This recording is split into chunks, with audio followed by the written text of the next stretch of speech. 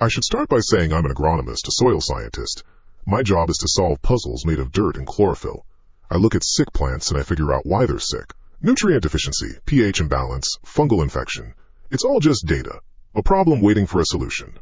At least that's what I thought before I took the Miller case. The drive out to the Miller farm was, I gotta admit, beautiful. It was one of those perfect mid-July days in Iowa where the sky is a shade of blue so deep it almost hurts to look at, and the clouds are just lazy white smudges. The job was a referral from a regional manager at AgriCorp, a family farm, a persistent blight in one of their cornfields that wasn't responding to the usual treatments. A head-scratcher. For me, that meant a fun challenge. I remember my tires crunching on the long gravel driveway, kicking up a plume of pale dust. The cornfields stretched out on either side, an ocean of green under a golden sun. Well, most of it was green. Off to the right, I could see the problem patch. It was an ugly, brownish-yellow stain on an otherwise perfect canvas. The farmhouse was exactly what you'd picture. 2 stories, white wood, a big wraparound porch with a couple of rocking chairs. Simple, clean, well-kept. As I pulled my company sedan up near a dusty pickup truck, the screen door creaked open. A man stepped out onto the porch. He was tall, but stooped a little, the way men who've worked with their hands their whole lives often are. He had on worn denim overalls over a plaid shirt, and his face was a roadmap of sun and wind. This had to be Elias Miller. "Dr. Thorne?" he called out. His voice was a low, gravelly thing, but friendly. "That's me," I said, getting out and extending a hand. "Please, call me Eris." His handshake was like a vice. Calloused and strong. "Elias Miller. We're mighty grateful you could come all the way out here." He wasn't alone. A woman, his wife I presumed, stood just inside the screen door, wiping her hands on an apron. She just nodded at me, a quick, bird-like motion, and then disappeared back into the shadows of the house. And then 2 young men, both of them built like refrigerators, came around the side of the barn. They had the same dark hair and stoic faces, his sons. They nodded, too, murmuring a "sir" before going back to whatever they were doing. It was all very proper, orderly. "Well, let's take a look at the problem," I said, feeling that familiar professional excitement bubble up. Elias led me out to the field. He walked with a purpose, his boots sinking slightly into the dry soil between the rows. "It started about 2 seasons ago," he explained, gesturing with a thick-fingered hand at the blighted area. "Just a small spot. We figured it was nitrogen. Put down what we usually do. Didn't take. Last year it was twice as big. This year," he shook his head, a gesture of pure, honest frustration. "It's a cancer on the land." I knelt down, pulling a pair of gloves from my bag. The air here was different. It didn't have that rich, earthy smell of healthy corn. It was stagnant, with a faint, sour undertone. I pulled up one of the sick stalks. The roots were stunted and weak. The leaves were yellowed and brittle, with strange, dark veins. I crumbled some of the soil between my gloved fingers. It felt dead, powdery and lifeless. "Have you sent any samples to the state extension office?" I asked, bagging a specimen. "Did that last year," Elias said, his eyes fixed on the sick plants. "They said it was a stubborn fusarium wilt. Gave us a list of fungicides. We tried every one. It was like spitting in the ocean." I spent another hour out there, walking the perimeter of the blight, taking photos, collecting more samples. I was confident. I had a portable testing kit in my car that could give me preliminary readings on the spot. Looking back, my confidence feels so naive, so arrogant. I saw a sick field. I saw a puzzle. I didn't see the truth. Not yet. "All right, Mr. Miller," I said, wiping sweat from my brow. "I've got a good initial overview. I'd like to sit down with you now if you have a moment, and just go over the history of the land, your cultivation methods, rotations, that sort of thing.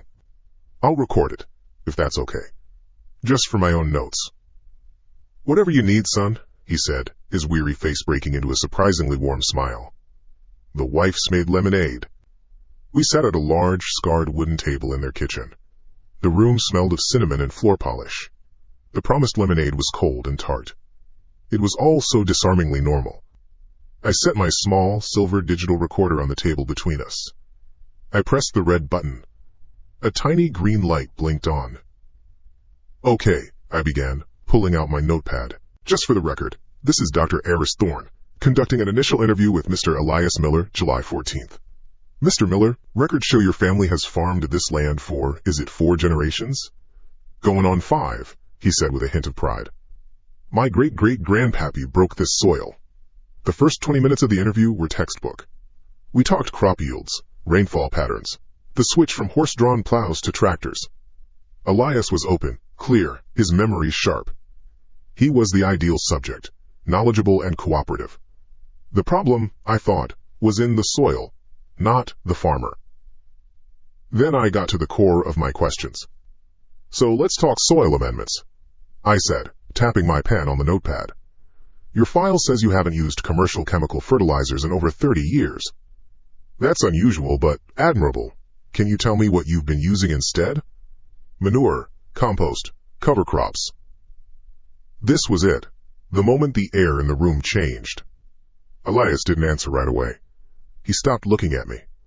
His gaze drifted past my shoulder, out the kitchen window, towards that dying patch of land.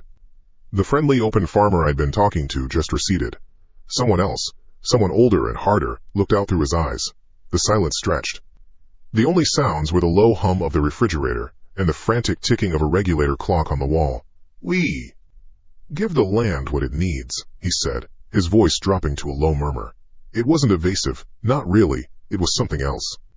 "I understand," I said, trying to keep my tone light and professional. "But I need specifics, Mr. Miller. The type of organic matter is crucial. Did you use cow manure? Chicken? Was it composted?" He finally turned his eyes back to me. There was no warmth in them now. They were flat, like slate. "It's not about what we use, doctor. It's about what we give back." I put on my best patient smile. "I'm not sure I follow." "The land," he said, leaning forward just an inch, his voice barely above a whisper. "It gives to us. The corn, the life. That's a debt. You can't just take and put nothing of real value back in. Not forever. The dirt knows. The dirt gets hungry." My smile felt frozen on my face. This wasn't the kind of farm talk I was used to. It wasn't about science. It was something else. I scribbled folk beliefs on my pad. "So," I pressed gently, "what is it that you give back?" He looked at me for a long moment, as if judging whether I was worthy of the answer. His gaze was so intense I felt a strange, cold prickle on the back of my neck. "You have to make a sacrifice," he said, and the words landed on the quiet air of the kitchen with the weight of stones. "You have to return what was given. Life for life. You give the soil a part of yourself, a part of what you've raised. That's the only way it accepts the seed. This land, it's selective. It doesn't always take what you offer." He said it all so matter-of-factly. There was no wildness in his eyes, no hint of dementia or fanaticism. He was speaking about a fundamental, unbreakable law of his universe, as if he were explaining gravity. The sincerity was the most terrifying part. It was a cold, hard, unshakable belief. The friendly, hard-working farmer from the porch was gone, replaced by this priest of the soil. I swallowed. The lemonade suddenly tasted bitter in my mouth. "A sacrifice," I repeated, my voice sounding thin. He just nodded slowly, his eyes never leaving mine. "The earth is owed." I didn't know what to say. My scientific mind was scrambling, trying to file this away. Metaphor? A deeply religious, almost pagan worldview? He must be talking about animal sacrifice, I reasoned. An old, outdated practice. Something to note, but not scientifically relevant. Still, the dead seriousness in his voice was a discordant note in the symphony of this perfect summer day. It was a crack in the idyllic facade. I cleared my throat, reaching out and fumbling for the recorder. "Well, I think that's enough for today, Mr. Miller. Thank you for your time. This has been very illuminating." I pressed the button. The little green light went out. The silence that filled the space felt heavier now, charged with what he'd said. I gathered my things, trying to project a professional calm I absolutely did not feel. "I'll get these samples back to the lab. Should have some preliminary results for you in a day or two. The lab won't find the answer, Elias said, his voice back to its normal, gravelly tone as if the last 5 minutes hadn't happened. The answer isn't in a test tube. I forced a smile, nodded, and made my way to the door. As I stepped back out onto the porch, into the blindingly bright sunshine, I felt a desperate sense of relief, like a diver surfacing for air. I got into my car, the leather seats hot against my back. Before starting the engine, I glanced back at the house, and I saw him. Elias wasn't on the porch. He was standing in the yard, near the edge of the driveway, his back to me. He was perfectly still, just staring out at that patch of dead brown corn. He stood there like a statue, a sentinel watching over his blighted kingdom. There was an unnerving purpose in his stillness, a focus that felt ancient and chilling. I started the car and pulled away, the dust rising behind me again. On my notepad, under my neat clinical observations about soil composition and root systems, I wrote one last shaky line before I hit the main road. Farmer holds intense, almost religious beliefs about the soil. Needs follow-up. Tone. Something is wrong here. The drive back from the Miller farm was quiet. Too quiet. I turned the radio on, then off again. The cheerful chatter of some DJ felt obscene, like someone laughing at a funeral. I just drove, watching the endless rows of corn flicker past my window, a hypnotist's pendulum of green and gold. My mind kept replaying that conversation in the kitchen. It's not about what we use, doctor. It's about what we give back, a sacrifice. He'd said it so plainly. I'm a scientist. I believe in data, in peer-reviewed studies, in things you can measure and quantify. My brain was working overtime trying to find a box to put his words in. A metaphorical box, obviously. He was talking about the toil, the sweat, the dedication farming takes. Giving a piece of yourself to the land. It had to be that. It was the only explanation that wasn't completely insane. But the way he said it, the dead flat look in his eyes, the utter seriousness, it didn't feel like a metaphor. It felt like a doctrine. I checked into a small, clean enough motel in the nearest town, a place called Oakhaven that was little more than a gas station, a diner, and a grain elevator. The room smelled faintly of bleach and stale cigarette smoke. It was perfect. It was normal. It was a million miles away from the Miller's kitchen table. I needed that sterile anonymity. I needed a buffer of bland, predictable reality between me and that farm. I spent the first hour setting up my portable lab on the flimsy desk by the window. It wasn't much, just my laptop, a small humming centrifuge, and my field spectrometer. It's a neat little piece of kit, really. You prep a soil solution, you put it in, and it shoots a beam of light through it. Based on what light gets absorbed, it tells you the chemical makeup. It can identify thousands of compounds. It was my secret weapon, the thing that almost always found the answer the other guys missed. I laid out the sample bags I'd taken on a clean towel. There were 12 of them.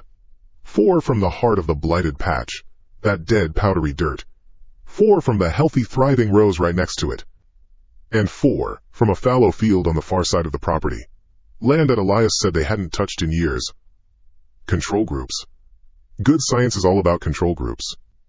Looking back, it's almost funny how I clung to my process, my methodology. It was my shield. As long as I was following procedure, I was Dr. Eris Thorne, agronomist. I wasn't just some guy who'd been profoundly creeped out by an old farmer. The first tests were exactly what I expected. I ran the NPK analysis. Nitrogen, phosphorus, potassium. The big 3. The samples from the blighted area were critically low on all of them, especially nitrogen. The healthy soil was better, but not by much. The fallow field was, as you'd expect, depleted. It was textbook nutrient deficiency. Any first-year agronomy student could have told you that, but that didn't explain why fungicides and fertilizers weren't working. There was something else going on, something inhibiting nutrient uptake. So I moved on to the spectrometer.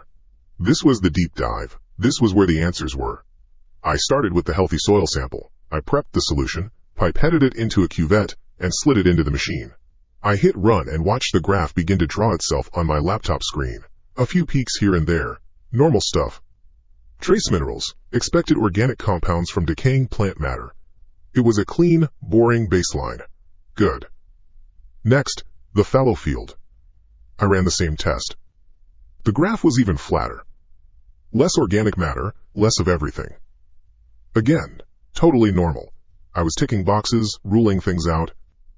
Then, I prepped a sample from the blighted patch. That ugly, lifeless, sour-smelling dirt. I slid the cuvette in, my movements precise and practiced. I leaned back in the creaky motel chair and took a sip of lukewarm coffee, waiting for the spectrometer to confirm what I already suspected. Probably a high concentration of some kind of fungal mycotoxin that was poisoning the roots. The graph started to form, and I sat up. It wasn't right. This wasn't a mycotoxin signature.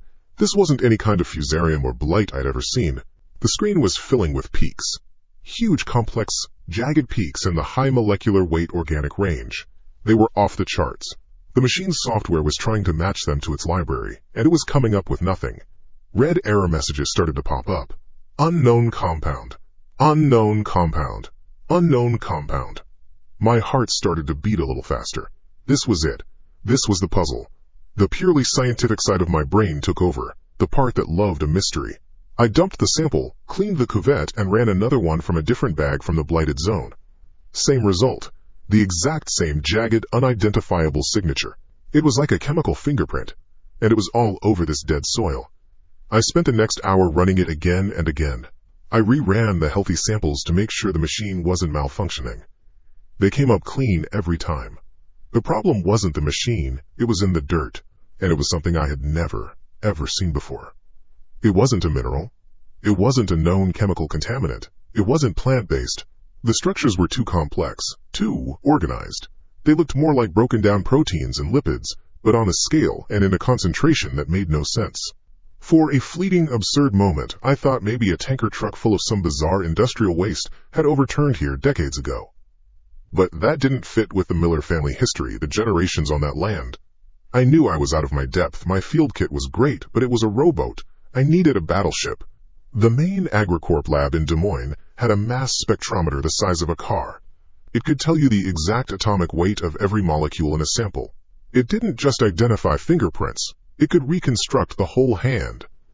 I opened up my email. My hands felt a little shaky, which was stupid. This was exciting. A genuine scientific discovery. That's what I told myself. I attached the raw data files, the big ones from the blighted soil. I wrote a quick professional message to the head of the lab, a woman named Dr. Albright. She was sharp. No nonsense. Subject: atypical organic signatures, Miller farm case. Jen, could you or your team run these raw spec files through the main system when you have a moment? I'm on site at the Miller farm in Iowa, and the blighted soil samples are showing massive concentrations of a series of complex organic compounds my field library can't identify. See attached. All the basic indicators point to standard nutrient deficiency, but this signature is overwhelming. It's inhibiting everything. I've triple-checked for contamination on my end, and the equipment is calibrated. This is what's in the soil. Let me know what you find. Best. Eris. I hit send. The little whoosh sound echoed in the quiet room. And then, there was nothing to do but wait. I tried to work on my report, but the words swam in front of my eyes. I kept seeing those jagged peaks on the screen. I kept hearing Elias Miller's low voice. You have to return what was given. What did they give the land that would leave a signature like that? A rare type of manure? Some esoteric composting technique from 100 years ago? It had to be something explainable. Everything was explainable. Hours passed. The sun went down, and the motel's neon sign flickered on, bathing my room in a pale, sickly red glow. I ordered a dry burger from the diner next door and ate it without tasting it. I couldn't shake a growing sense of dread. It felt like I'd found a single, strange footprint in the woods, and I was starting to realize it wasn't made by anything I could name. Around 9 p.m. my laptop pinged. My whole body went rigid. It was from Albright. The subject line was just one word. Subject. RE. Atypical organic signatures, Miller farm case. It was the lack of a proper subject line that got me. Albright was a stickler for protocol. This was rushed. I clicked it open. The email was short. There was no preamble, no, "Hi, Eris." It was just a block of text. My eyes scanned it, and the stale air in the room seemed to crystallize in my lungs. Eris. We ran the files. We ran them 3 times because we didn't believe the results. The compounds you found are degradation products, primarily complex proteins, lipids, and collagens. The molecular structure is chaotic, but the origin is unmistakably biological. To be specific, The primary markers are consistent with the cellular breakdown of mammalian tissue. We cross-reference the protein markers with our agricultural database. There is zero match for bovine, porcine, or any other common livestock. The signature is a near-perfect match for the tissue composition of a higher vertebrate. Eris, get back to me immediately. Where the hell did you get this sample? Are you absolutely certain there isn't an undeclared livestock burial pit on the property? We're talking large-scale decomposition here. The concentration is too high for it to be a single animal. My coffee cup slipped from my numb fingers and shattered on the cheap linoleum floor. I didn't even flinch. I just stared at the screen. My scientific mind, my shield, my whole world of neat boxes and rational explanations dissolved into white noise. All that was left were two phrases, glowing on the screen, burning themselves into my brain. Mammalian tissue. Higher vertebrate. I read them again, and again. The words were clinical, detached. They were the words of a scientist. But in the red glow of the motel sign, they became monstrous. They crawled off the screen and wrapped themselves around Elias Miller's quiet, terrible words. Life for life. A sacrifice. I slowly stood up and walked to the window, my legs feeling like they were made of sand. I looked out into the Iowa darkness, in the direction of the farm. The fields were out there, silent, buried in the night. They weren't a puzzle anymore, they were a graveyard. And then the question hit me. A punch to the gut that stole all my air. What, exactly, was a higher vertebrate? I stumbled back to the desk, my hands shaking uncontrollably now. I opened a new browser tab and my fingers, clumsy and stupid, typed the term into the search bar. The results filled the screen. Primates. Apes. Humans. The earth is owed. My blood went cold. Oh, God. The earth was hungry. I couldn't stay at the motel. I wish I could tell you there was a logical reason for it. I told myself there was. My car was there, at the farm. My main gear was still unpacked in the guest room. I couldn't just abandon it. That was the excuse I fed myself as I drove the 15 miles back down the dark, empty county roads, the email from Dr. Albright burning a hole in my mind. Higher vertebrate. Mammalian tissue. The words just looped, over and over, hollow and dead. But the real reason, the one I didn't want to admit, was that I was drawn back. It's like when you hear a strange noise in your house at night. Every rational part of you tells you to stay in bed, lock the door. But some other, deeper part, some morbid, stupid primate curiosity makes you get up and go look. I had to be near the source of it. I had to understand. I felt like if I stayed away, the mystery would just grow in the dark, until it swallowed me whole. So I drove back. It was the single dumbest decision of my life. I parked the car and went inside without seeing anyone. The house was dark, silent. I went straight to my room, the one they'd given me upstairs, and locked the door behind me. I didn't turn on the light. I just stood there in the dark, my heart hammering against my ribs, listening to the old house groan and settle around me. For what? I don't know. An hour? 2? Time had sort of melted. My body was buzzing with a specific kind of terror that feels a lot like electricity. Sleep wasn't an option. It wasn't even a concept. My mind was too busy trying to build a wall of denial. It was a mistake. A lab error.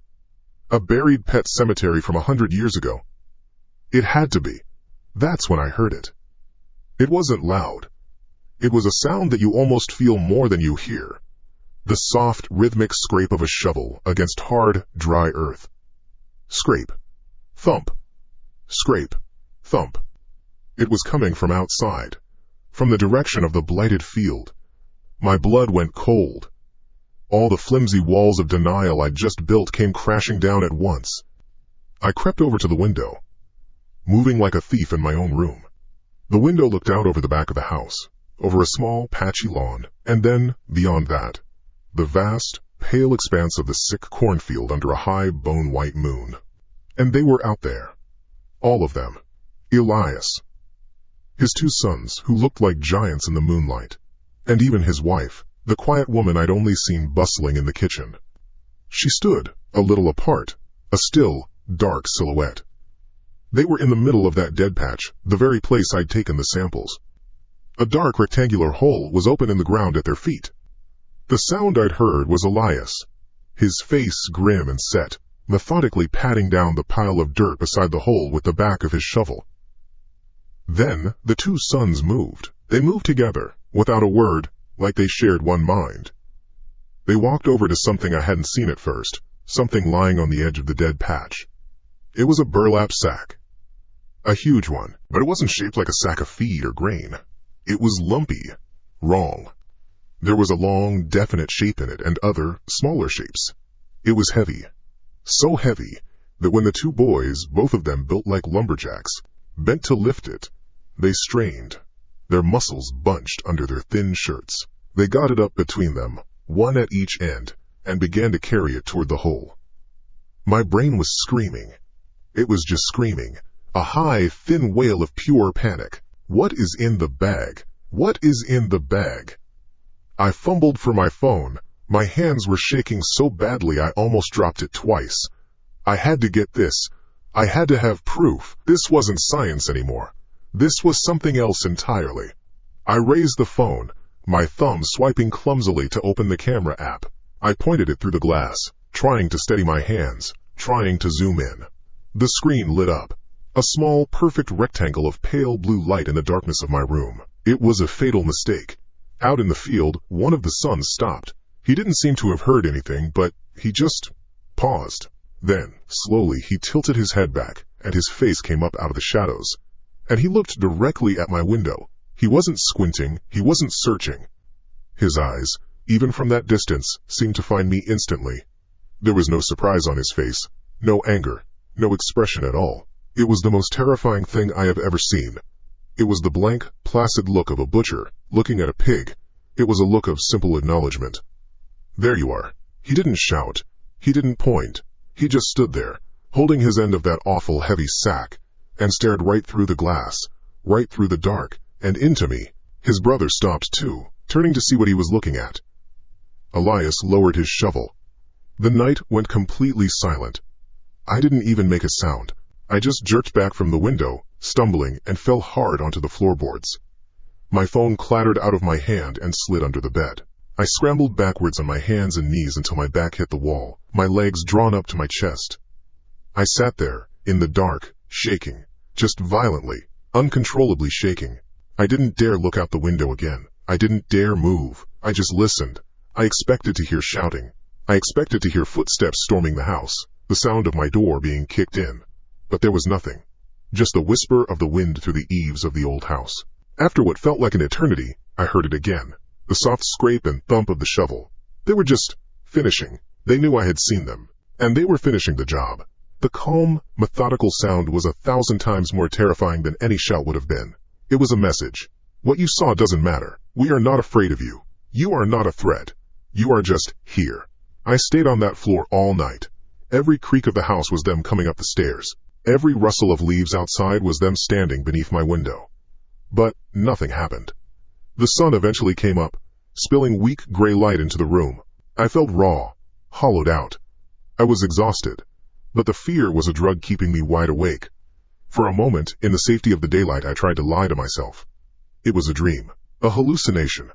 I'd stared at a computer screen too long, read a disturbing email, and my mind had concocted a nightmare. People don't bury strangely shaped sacks in their fields in the middle of the night. Not in Iowa, not in America. It doesn't happen. I forced myself to my feet, my legs stiff and weak. I had to get out.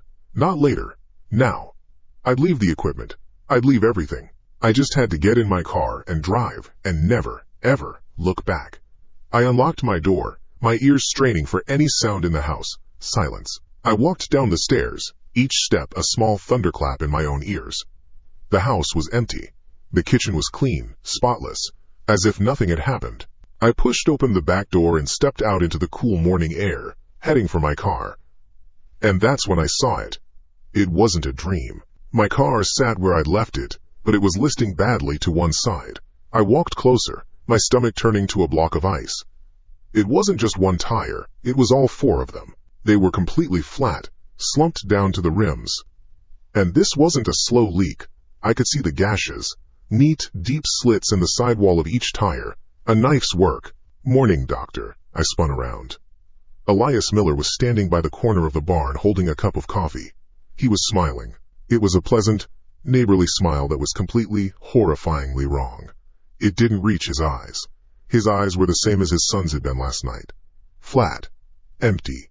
"Looks like you had some trouble," he said, taking a slow sip from his mug. He gestured with his head toward my crippled car. I couldn't speak. My mouth was dry. I just stared at him. He walked closer, his boots crunching on the gravel. He looked down at the slashed tires with a look of practiced concern. "Damn shame. Must have been a weasel. Or a raccoon.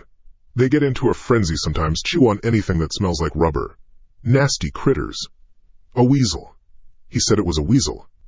The lie was so blatant, so absurd. It was like a slap in the face. It wasn't a lie meant to be believed. It was a statement. It was a cage door slamming shut. He looked up from the tire, and his fake smile became a little wider, a little sharper. "Don't you worry about a thing, son. We'll take care of it. Might take a day or two to get new tires out this way. You're our guest.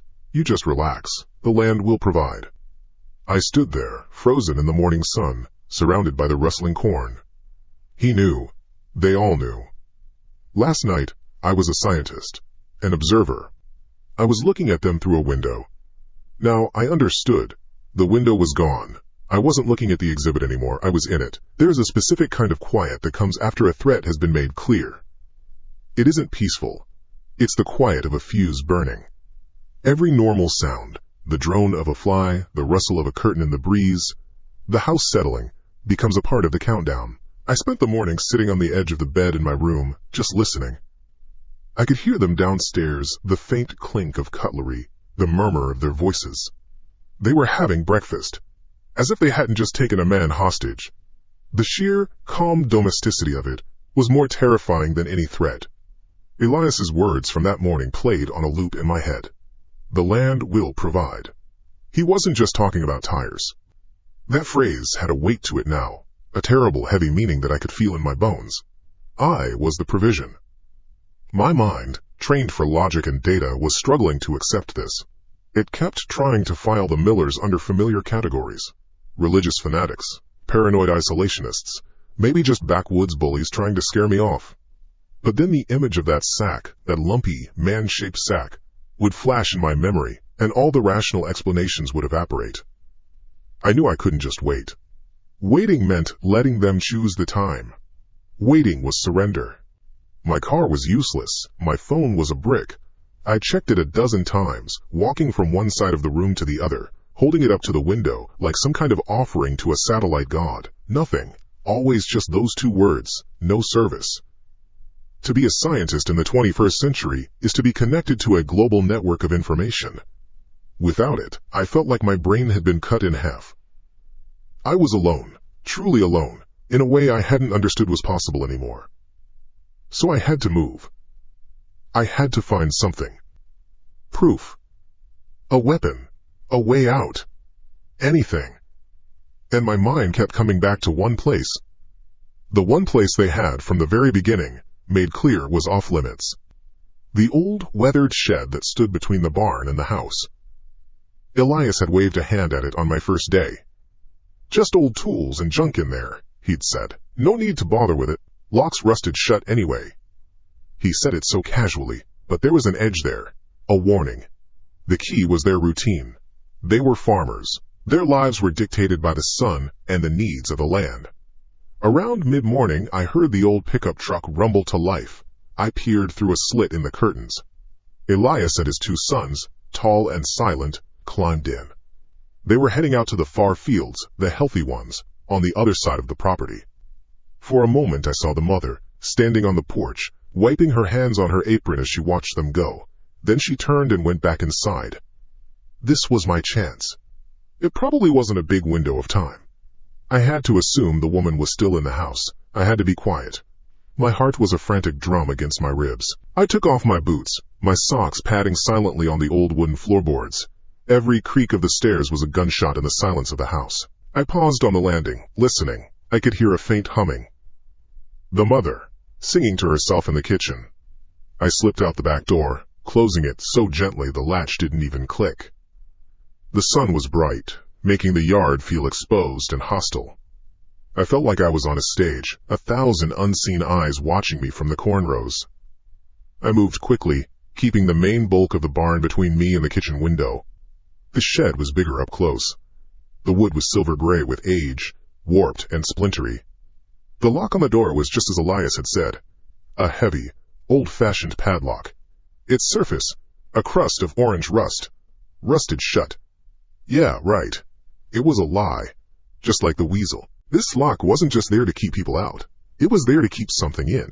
I scanned the ground. My eyes landed on a length of rebar, about 2 feet long, half buried in the tall grass near the barn's foundation. Perfect. I grabbed it, the pitted metal cold and heavy in my sweating hands. I jammed the end of the bar into the shackle of the lock and leaned on it with all my weight. For a second, nothing happened. The metal groaned in protest. I repositioned, got a better angle, and pushed again, my muscles screaming. There was a sharp, ugly snap that sounded as loud as a rifle shot. The shackle broke. The lock fell to the dirt with a dull thud. I froze, listening. Did she hear it? From the house, the faint humming continued, unbroken. I let out a breath I didn't realize I'd been holding and pulled the heavy wooden door open. The smell hit me first. It was a physical blow. It was a thick, complex stench of rot and chemical overlay. A base layer of something organic and wetly decaying, like old meat left in a hot car, mixed with a sharp, acrid bite of ammonia and something else, something cloying and sickly sweet, like cheap air freshener trying and failing to cover up a felony. I gagged, clapping a hand over my mouth and nose, my stomach heaving. I had to force myself not to throw up right there on the threshold. My eyes adjusted slowly to the gloom inside. It was mostly what you'd expect. Old shovels with cracked handles, tangled coils of rusted barbed wire, empty sacks of feed, a broken tiller.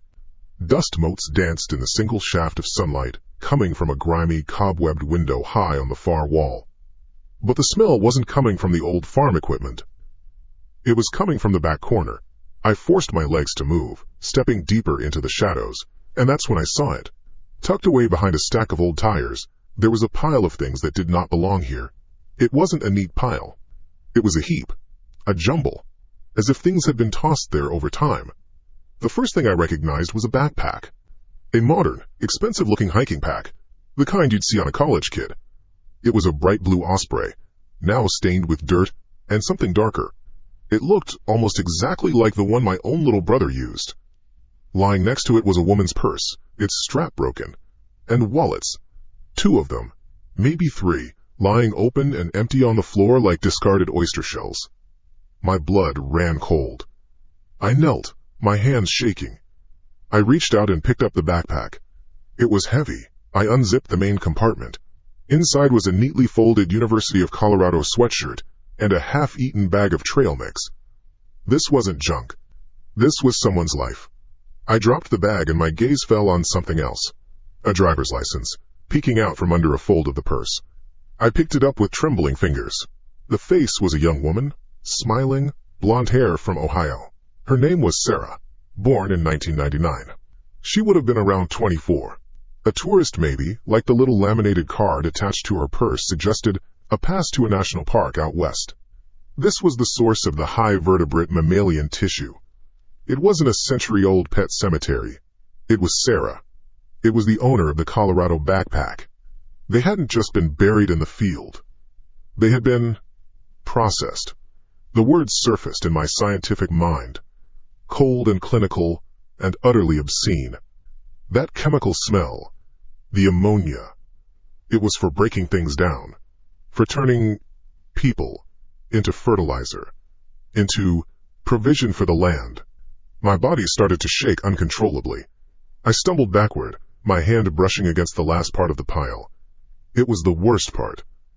A heap of shoes. Maybe a dozen pairs, all jumbled together. Hiking boots caked in mud. A pair of stylish, barely worn sneakers. Worn-out running shoes.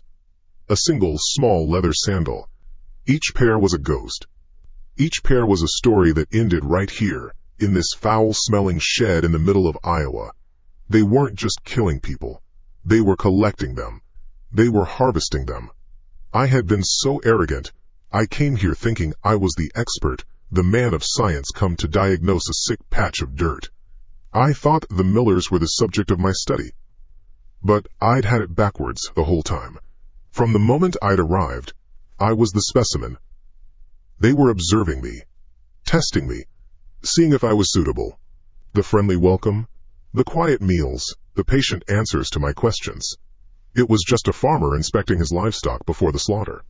A surge of pure, animal panic shot through me. I had to call someone. I had to tell someone. I ripped my phone from my pocket, my thumb frantically swiping at the screen, already knowing what I would see. The two words were still there. A calm, final judgment. No service. The world, the police, my company, my family, they were all on another planet. The Millers hadn't just slashed my tires, they had built the perfect trap. A remote location, no cell signal, friendly neighbors who would never suspect a thing. How many people had vanished from this road? How many missing persons reports had ended in a file cabinet somewhere, their last known location a gas station 50 miles away? I was standing there, frozen in the stinking gloom, the Ohio driver's license still clutched in my hand. In my head, I could hear Elias's calm, reasonable voice. "Don't you worry about a thing, son." And then I heard it. It started as a low vibration through the soles of my shoes. A distant rumble that grew steadily louder. The sound of an engine. The sound of heavy tires crunching over the gravel driveway. They were back. I dropped the license as if it were on fire. They were back early, my heart hammered against my ribs, a frantic, trapped bird. A cold certainty washed over me, so absolute it almost felt calm. They didn't come back early by coincidence. The broken lock. They knew. Of course they knew. Maybe the mother had heard the snap. Maybe she'd seen me from the window. It didn't matter. They knew I was in here. They knew what I had found. The game was over. The observation period had ended. The harvest was about to begin. There was no thought. Not in the way a person thinks, with logic and reason. It was just a signal, a primal scream from the oldest part of my brain that bypassed everything else. They are back and they know, and you will die here. I didn't even consciously decide to run. My body just did it. I scrambled backwards out of the shed, my legs tangling, almost falling over the rusty padlock I'd broken. The rebar was still on the ground, a useless, pathetic weapon. I bolted. The yard felt 1,000 miles wide. Every blade of grass seemed to be a tripwire. The kitchen window was a malevolent eye I could feel on my back, even though I knew the mother was probably out front with the others by now. I didn't look back at the truck, didn't look to see their silhouettes getting out. I just ran for the back door of the house, my lungs burning, my socked feet slipping on the dewy grass. My hand closed on the doorknob, and for one heart-stopping second, I thought it would be locked. That she'd locked it behind me. A trap within a trap, but it turned, and I stumbled inside, slamming it shut behind me. I didn't bother with the lock. A simple deadbolt was a joke. Up the stairs. My feet pounded on the wood, the sound echoing through the silent house. It felt impossibly loud, a declaration of my panic. I burst into my room, the one they'd given me, the one with the folksy quilt and the view of the dying corn. I slammed that door too, and my eyes darted around the room, wild, looking for something, anything. The desk. It was heavy, made of solid oak, a relic from another century. My hands were shaking so badly, I could barely get a grip. Adrenaline is a strange thing. It gives you the strength of a madman, but the dexterity of a toddler. I heaved, my back screaming in protest, and dragged the desk across the floor. The noise was horrible, a deep, groaning screech of wood on wood. I wedged the edge of it tight under the doorknob, then shoved my suitcase and the room's only chair into the remaining gap. A pathetic barricade. It wouldn't hold them for long, but I needed seconds. Seconds were all I had. My phone was still on the nightstand, a useless black rectangle, but next to it was my digital voice recorder, the one I'd used to interview Elias. My hand snatched it up. I don't know why. Maybe it was the scientist in me, the part that documents everything. Or maybe I just needed to leave something behind. Some proof that I wasn't crazy, that this place was real. My thumb fumbled with the switch, and a small red light blinked to life. "My name is Eris Thorne," I whispered, my voice a ragged, breathless thing. I could hear my own chattering teeth. I was crouching on the floor between the bed and the barricade, as if that would somehow make me safer. I don't know the date, It's summer. I'm at the Miller farm, outside of someplace in Iowa. They're going to kill me. I took a shuddering breath, trying to force the words out. The soil analysis, it wasn't fertilizer. You'll find it in my notes. High vertebrate mammalian tissue, it's people. The shed. God, the shed. It's full of their things. Backpacks, shoes, wallets, people who came here and never left. They're feeding people to the land. The words sounded insane even to my own ears. A lunatic's rambling. They're not just farmers, I choked out, tears mixing with the sweat on my face. They're predators. They call it sacrifice. They're providing for the land. I saw them. I saw them bury a body in the fields, and now they know I know. My car is disabled. There's no cell service. This was all a trap. From the beginning, it was a trap. I had to tell them the most important part. The part my brain had finally, horrifyingly put together in the shed. It's not just murder. The crop failure. It isn't a deficiency. It's a disease. It has to be. Something that travels through the soil, into the plant tissue. A prion, maybe. My God. If it's a prion disease, they didn't just create a cult. They created a biological weapon. The harvest from last year, Elias said they sold some of it. My recording was cut short by a sound from downstairs. The heavy, unmistakable thud of the back door closing. They were in the house. I stopped breathing. My hand holding the recorder fell to my side. The little red light was still blinking, capturing the sound of my abject terror. Silence. A thick, heavy silence that was worse than any noise. They weren't yelling. They weren't running. They were just there. The fuse had reached the dynamite. Then, footsteps on the stairs. Not running footsteps. Slow. Heavy. Deliberate. Each step was perfectly spaced, a calm, unhurried ascent. Thud. Pause. Thud. Pause. The sound of a predator that knows its prey is cornered and has nowhere left to run.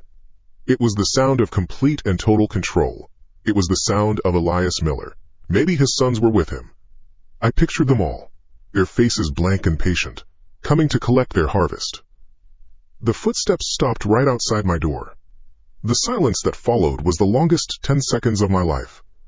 I could feel my own heartbeat in my throat, a frantic, painful pulse. I was pressed against the floor, trying to make myself smaller, trying to will myself out of existence. I stared at the door, at the way the desk was jammed under the knob. Then came the first impact. Boom. It wasn't a frantic kick.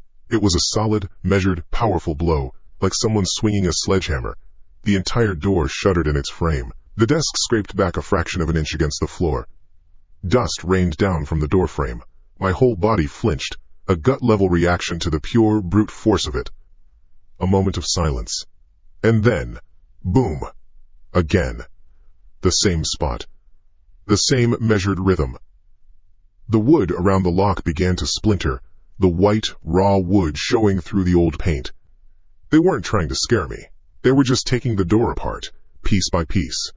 They had all the time in the world. My mind finally snapped out of its frozen state. The door wasn't an option. The barricade was a joke. I was a rat in a box, and the lid was being torn off. My eyes darted to the only other exit. The window.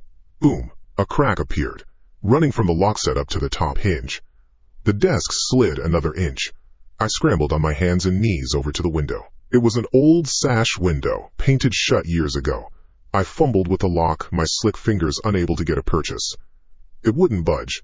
It was useless. There was no time. Boom. A piece of the door jamb splintered and fell to the floor inside the room. I could hear the doorknob rattling loosely. One more hit. Maybe two. I looked at the chair I'd used for the barricade. An old, heavy wooden dining chair. I grabbed it, my muscles straining. It felt impossibly heavy. I backed up a few steps, took a deep breath and swung it with everything I had at the window pane. The sound of shattering glass was an explosion in the small room. For a split second, it was louder than my own panic. The night air, cool and smelling of damp earth and corn, rushed in.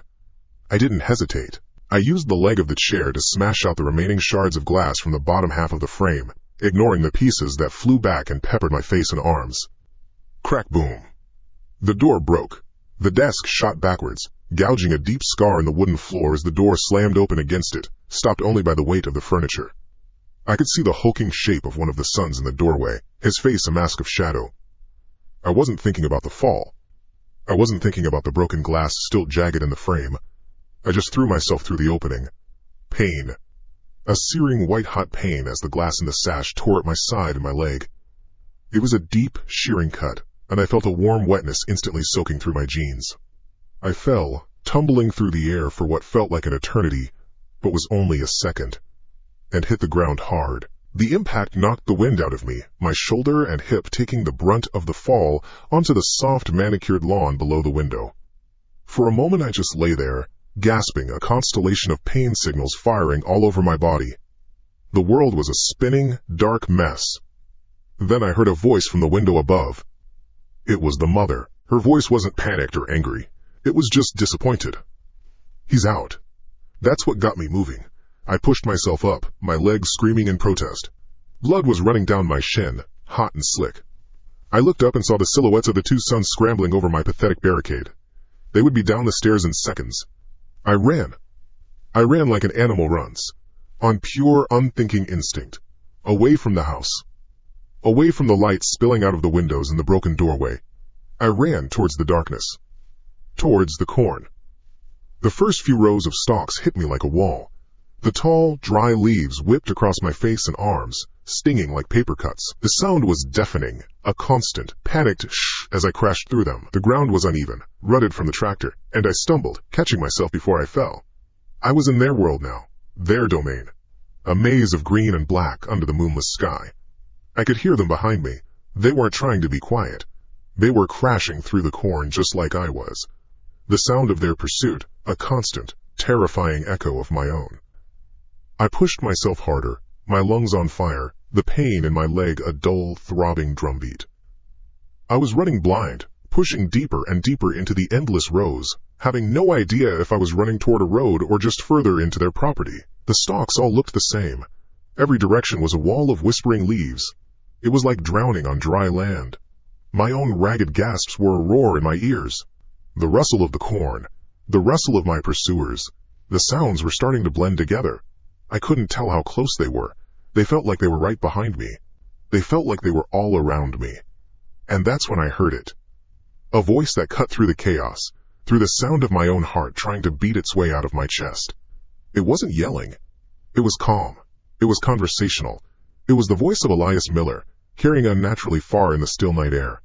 "The soil is hungry, doctor. Don't run." That voice. It wasn't a shout. You see, a shout would have meant anger, a loss of control. That would have been almost comforting. This was something else entirely. It was calm, almost placid, the way you might speak to a nervous animal you were trying to coax out of a corner. It was the voice of a man who held all the cards, who knew the layout of the maze while I was just a rat running into walls. "The soil is hungry, doctor. Don't run." But I did run. What else could I do? My body didn't care about the logic of the situation. It only understood the primal command to put distance between myself and the thing that wanted to end me.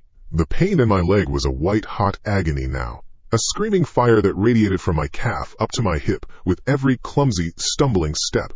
Blood, warm and thick, was sloshing around in my shoe.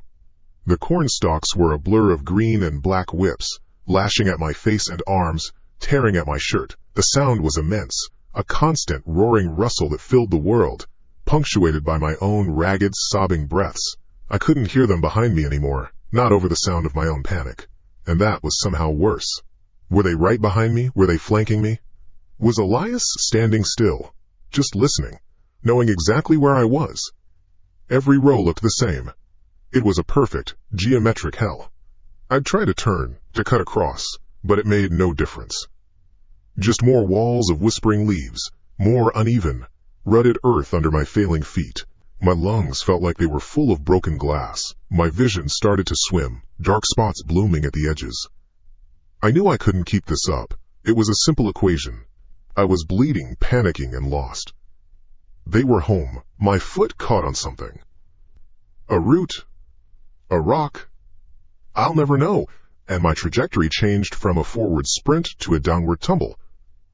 I didn't just fall. I pitched forward with all the momentum I had left, my arms flailing uselessly. I crashed through the last row of cornstalks, the leaves tearing one last time, and then nothing. I rolled down a short, dusty embankment. The world became a dizzying mix of dirt, night sky, and pain. I came to a stop on my back, lying on a surface that was flat and hard-packed, gravel and dirt. A road. I lay there for a second, my chest heaving, a pathetic, gasping fish on a dry riverbed. The silence was deafening after the claustrophobic roar of the corn. All I could hear was the blood pounding in my ears. I tasted dirt and my own blood. From the darkness, a new sound, a low rumble, and then a light. It was distant at first, a pinprick of yellow, but it was growing, fast. Twin beams cutting through the absolute black of the Iowa countryside. A vehicle. My brain, slow and sluggish from exhaustion and terror, took a moment to process it. Hope. It was a stupid, irrational flicker of hope, but it was all I had. I tried to push myself up. My leg buckled instantly, sending a bolt of pure, nauseating pain through my whole body. I cried out, a weak, animal sound. I couldn't stand. The lights were closer now, the rumble becoming the distinct sound of a large engine, probably a truck. They were going to fly right past me. I was just a lump of shadows on the side of a forgotten road. No, I couldn't let that happen. Using my good leg and my elbows, I scrambled. I dragged myself into the middle of the dirt track. It was a pathetic, desperate crawl. I looked like a wounded animal. I propped myself up on one arm, the gravel digging into my palm, and waved my other hand feebly as the truck bore down on me. The headlights were blinding now, pinning me like an insect. The horn blared, a deafening, angry sound that seemed to shake the very air. I flinched, squeezing my eyes shut, fully expecting the bumper to be the last thing I ever felt. Then, a screech of tires on gravel, the hiss of air brakes, the truck slewed sideways, kicking up a massive cloud of dust that washed over me and shuddered to a halt not 20 feet away. The engine idled, a deep, threatening thrum. The dust settled. The high beams were still on me, making it impossible to see the driver. For a long moment, nothing happened. Just the engine, my own ragged breathing, and the chirping of crickets that seemed entirely unbothered by the drama. A part of me screamed, "This is a trick! It's them! They have a truck!" The driver's side door creaked open, and a silhouette emerged, backlit by the cabin light. A large man, wearing a trucker hat and a plaid shirt. "What in the goddamn hell?" His voice boomed. It was rough, scared, and angry all at once. "You trying to get yourself killed, pal?" I couldn't form words. I just pointed a shaking hand, my whole arm trembling, back towards the wall of corn. "Help!" I croaked. The word was barely a whisper. "Please, help me." He stayed by his door, wary. I couldn't blame him. I must have looked like something from a nightmare, man covered in dirt and blood, half-crawled into the middle of a deserted road in the dead of night. He was probably deciding if I was more dangerous than I was in danger. They're trying to kill me," I gasped, finally finding my voice. The words came out in a rush. "In the corn. The family. Please, you gotta." Maybe it was the blood. Maybe it was the genuine, undiluted terror in my voice. He hesitated for another second, then seemed to make a decision. "Jesus H. Christ," he muttered. He wasn't moving toward me. Instead, he yelled, "Get in! Now! Move it!" It was the most beautiful sentence I had ever heard. I didn't need to be told twice. Adrenaline gave me one last gift. I scrambled to my feet, putting almost no weight on my bad leg, and hobbled, hopped, and half fell my way to the passenger side of the cab. The door was unlocked. The climb up was clumsy and excruciating. I practically fell into the high passenger seat, my legs screaming in protest. I slammed the heavy door shut, fumbling for the lock and ramming it down. The trucker was already putting the rig in gear. He didn't ask questions. He didn't wait. He just stomped on the accelerator, and the big truck lurched forward, tires spinning in the dirt before finding purchase. We picked up speed, the cab rattling and shaking on the uneven road, and that's when I looked back. I had to.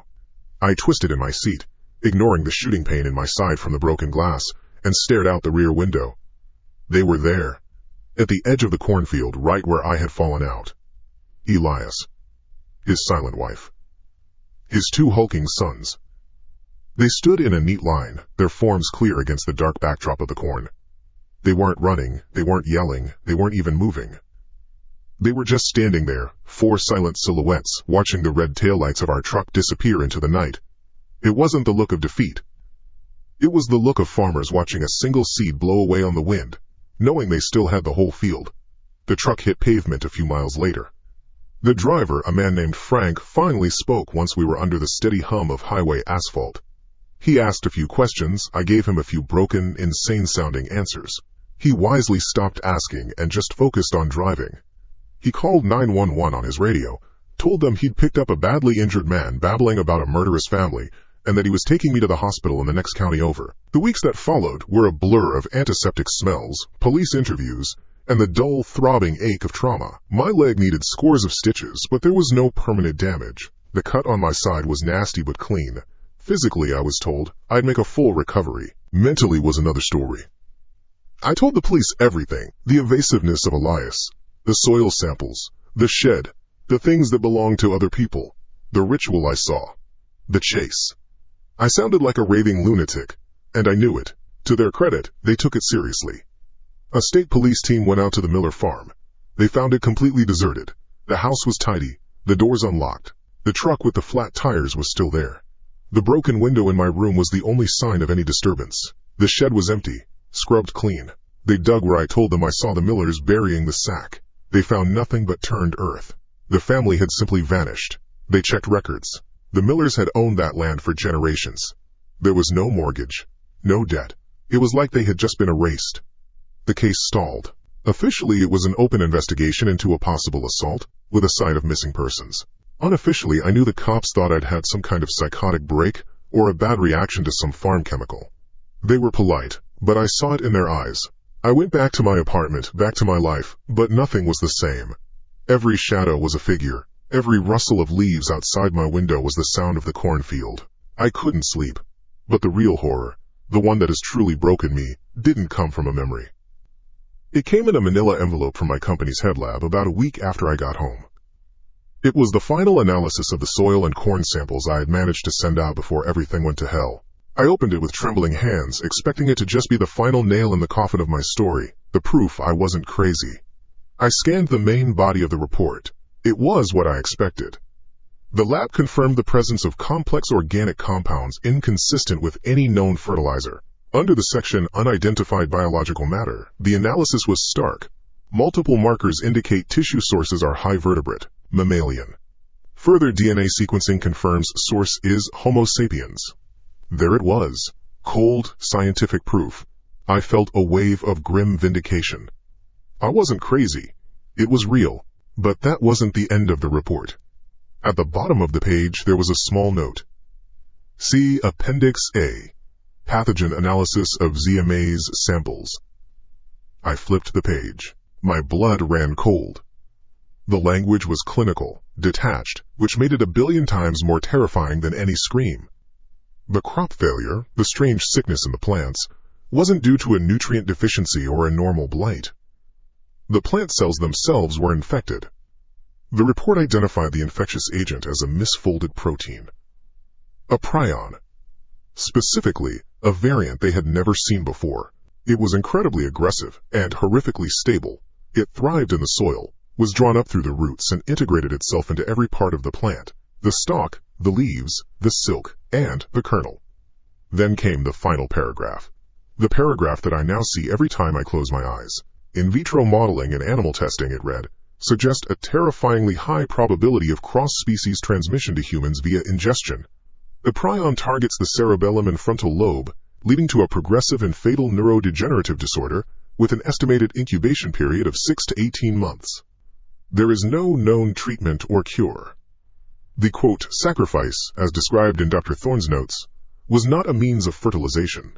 It appears to have been a method of disease propagation, turning the crops themselves into a biological vector. My hands were shaking so hard the paper rattled. It wasn't just murder. It wasn't a cult. It was a factory. They had weaponized the land. I read the last sentence. It should be noted, the report concluded, that according to state agricultural records, a significant tonnage of shelled corn from the Miller Farm's successful harvest last autumn was sold to the North Plains Granary Cooperative, a primary supplier for AgriCorp Milling. AgriCorp Milling. Their logo was a cheerful, smiling sun. Their products, their cornmeal, their breakfast cereals, their high-fructose corn syrup were in every supermarket, in every pantry, in every home in the country. I let the report slip from my fingers. It fluttered to the floor. I had escaped the farm. I had survived. But the horror hadn't been contained. It hadn't been left behind in that dark field in Iowa. They had harvested it. They had sold it. The sprout from that poisoned earth wasn't just in Iowa anymore. It was everywhere. And it was hungry.